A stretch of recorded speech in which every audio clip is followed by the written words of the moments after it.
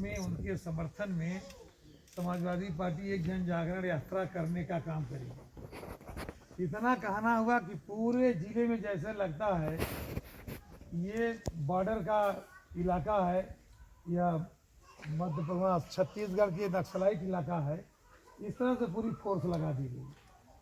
आप बताइए क्या लोकतंत्र में अपनी बात कहने की आज़ादी किसी को नहीं है? अगर किसी को दुख और दर्द है तो क्या वो अपनी बात नहीं कह सकता? हम तो अपनी बात कहने के लिए ही सिर्फ निकले थे साइकिल। पूरा प्रशासन हमारा समापन होना था मोदी सराय में, उसको उन्होंने निरस्त कर दिया। वहाँ मोदी सराय जहाँ मीटिंग होनी थी उसको छावनी, पुलिस छावनी में बदल दिया।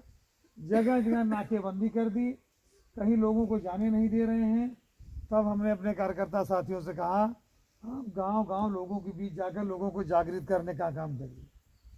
आप बताइए कौन सी ऐसी जात है जो खेती नहीं करती? क्या जितने लोग यहाँ बैठे सबका धान बिक गया? नहीं खरीदा नहीं। सबका धान सरकार ने खरीद लिया, तो आखिर वो बात आप कहने किससे जाएंगे? अभी मैं यहाँ रहा था, दोनों बड़ी नहर देखे जब हमारे जिलाध्यक्ष जी कहा दोनों नहरें एक साथ चलती हैं। हमको हमारे सरकार में एक साथ चलती है, इसमें दोनों एक साथ सूखी मैंने बताया।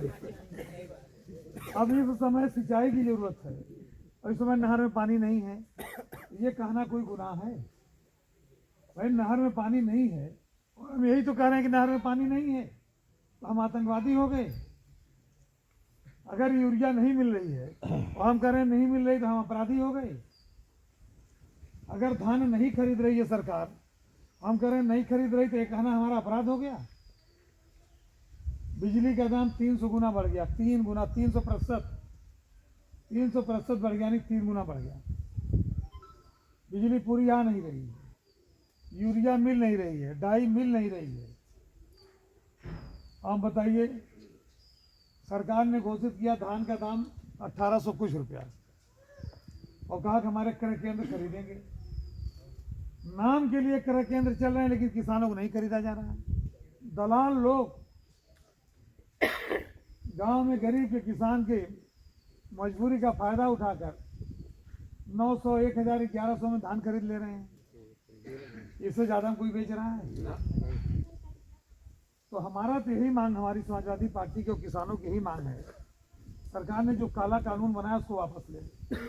उस काले कानून में ये है कि सरकार सरकारी रेट घोषित करना बंद कर देगी, सरकारी खरीद करना सरकार बंद कर देगी। जब आज सरकार रेट घोषित कर रही है और खरीद रही है, इसके बावजूद किसान का धान और गेहूँ नहीं बिक रहा है, तो जब वो सरकारी रेट घोषित करना बंद कर देंगे, खरीद बंद कर देंगे, तो बताइए फिर 500 भी आपको कोई धान पूछेगा? हम तो समाजवादी लोग, हम किसान लोग यही कह रहे हैं इस काले कानून को वापस करो। और हर उद्योगपति, हर कंपनी जो चीज़ बनाती है उसका रेट तय करती है।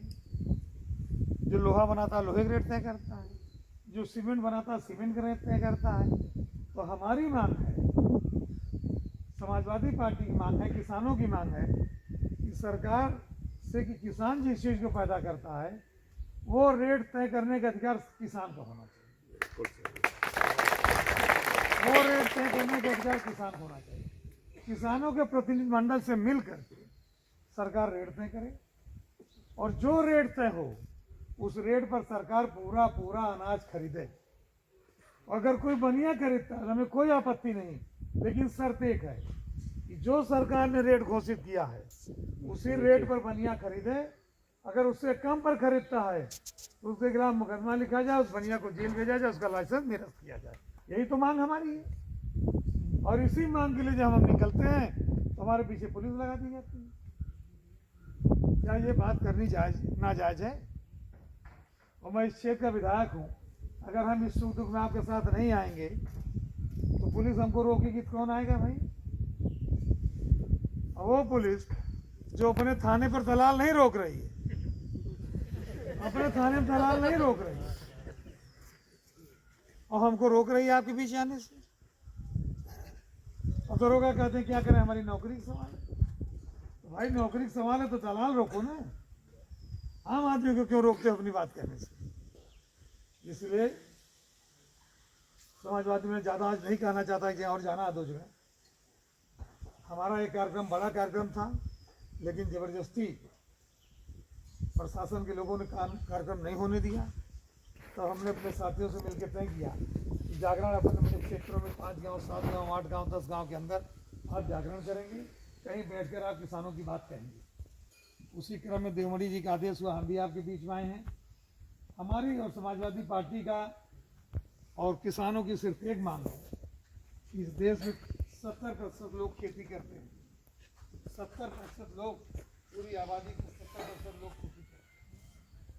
अगर उन 70% लोगों पर, उसमें सभी जाति धर्म के लोग, अगर उन पर हमला होगा, उन पर अन्याय होगा तो देश बर्बाद हो जाएगा। उनके साथ न्याय नहीं होगा तो देश के साथ न्याय नहीं होगा। इसलिए हमारी मांग है, किसानों को सस्ती खाद दी जाए, सस्ती बिजली दी जाए, फ्री में पानी दिया जाए, फ्री में बीज दिया जाए, और उनकी जो उपज होती है, जो उनकी फसल होती है, जितना भी वो बेचना चाहते हैं उतना सरकार दाम उचित कर खरीदे और उनका भुगतान करे।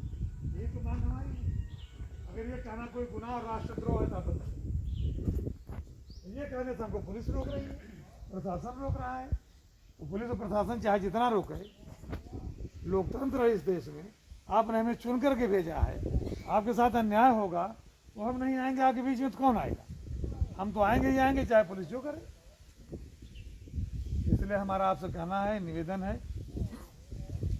कल इन्हीं बातों को लेकर समाजवादी पार्टी के राष्ट्रीय अध्यक्ष माननीय अखिलेश यादव जी के निर्देश पर सभी जिला मुख्यालयों पर किसानों के समर्थन में काला कानून वापस लेने के लिए धरना का आयोजन किया गया है। हमें उम्मीद है कि इस इलाके से बहुत से ज़्यादा लोग वहाँ आने का काम करेंगे और नेता माननीय अखिलेश यादव जी का जो निर्देश है उसका पालन करते हुए इस देश के किसानों की हक की बात करने का काम करेंगे। इन्हीं उम्मीद और विश्वास के साथ मैं सबसे निवेदन करना चाहता हूँ, जब किसान की बात आवे, जब गरीब की बात आवे, जब विद्यार्थी की बात आवे, जब बेरोजगार की बात आवे, तो हम सबसे उम्मीद करते हैं कि जात, बिरादरी, धर्म से ऊपर उठकर इनके लिए हमको एक होकर के लड़ना चाहिए। नहीं तो अगर किसान पर हमला हो जाएगा तो देश पर हमला हो जाएगा, और किसान बर्बाद हो जाएगा तो देश बर्बाद हो जाएगा। इसी उम्मीद और विश्वास के साथ मुझे भरोसा है कि आप लोग इस लड़ाई में हमेशा समाजवादी पार्टी के साथ रहेंगे। हमारे साथ तो वही है, समाजवादी पार्टी के साथ तो वही है। अगर आप साथ न होते तो 20 साल से हम क्यों विधायक बने रहते? आज यहाँ बहुत से ऐसे बच्चे बैठे हैं जो हमारे विधायक बनने के बाद पैदा हुए, जिनकी माँ की शादी भी हमारे विधायक बनने के बाद हुई। ऐसे बहुत बच्चे यहाँ बैठे। तो मुझे उम्मीद है, मुझे भरोसा है, माननीय अखिलेश यादव जी ने किसानों के हक और न्याय के लिए जो आपकी लड़ाई शुरू की है उसमें आप जरूर ताकत देने का काम करेंगे। और आज आप लोगों ने जो कार्यक्रम किया इसके लिए आपको बहुत बहुत धन्यवाद। जय हिंद।